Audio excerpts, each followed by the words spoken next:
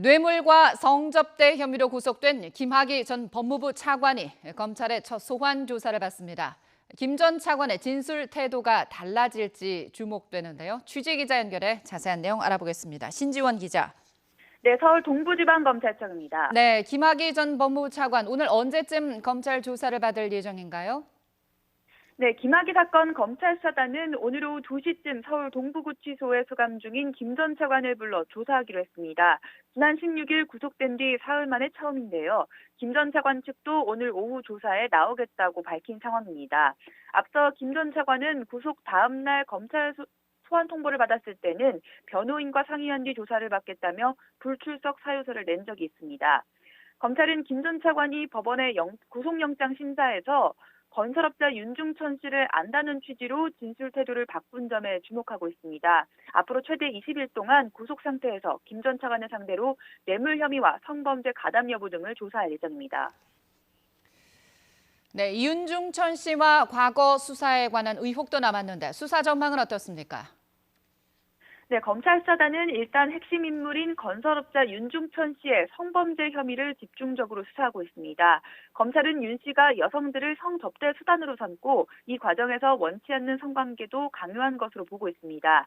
하지만 공소시효 문제가 만만치 않은 데다가 피해를 주장한 여성 가운데 한 명은 지난 2015년 검찰에 이어 법원에서도 성범죄 혐의점이 없다고 판단한 적이 있습니다. 그만큼 검찰은 새로 확보한 당시 사진과 영상, 여성이 제출한 진료 기록 등 기존 판단을 극복할 만한 새로운 증거나 범죄 사실이 있는지 조사하고 있습니다. 이와 함께 윤 씨를 상대로 사기와 성범죄 등 관련 혐의를 추가해서 구속영장을 재청구할지도 검토하고 있습니다. 이 밖에 지난 2013년 당시 청와대의 수사 외압 의혹도 수사 권고 대상인데요. 최근 검찰 수사단은 당시 청와대 민정수석을 지낸 곽상도 자유한국당 의원 등 과거 수사 의혹 관계자들을 상대로 대면과 서면 조사를 한 것으로 알려졌습니다.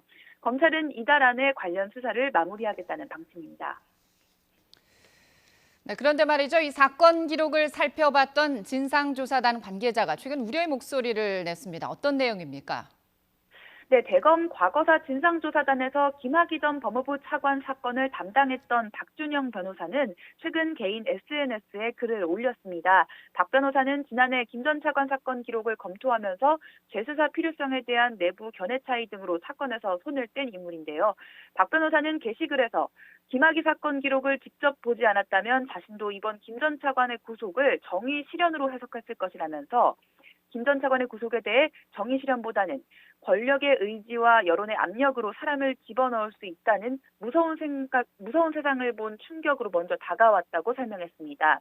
박 변호사는 자신의 글이 많은 사람을 불편하게 만들 것이라고 하면서도 과거 사건에 대한 무책임한 의혹 제기로 인해 폐해가 너무 크다고 밝혔는데요. 특정 사건이 정치적인 목적으로 이용되는 것을 경계해야 한다는 취지로 해석됩니다. 지금까지 서울 동부지검에서 YTN 신지원입니다.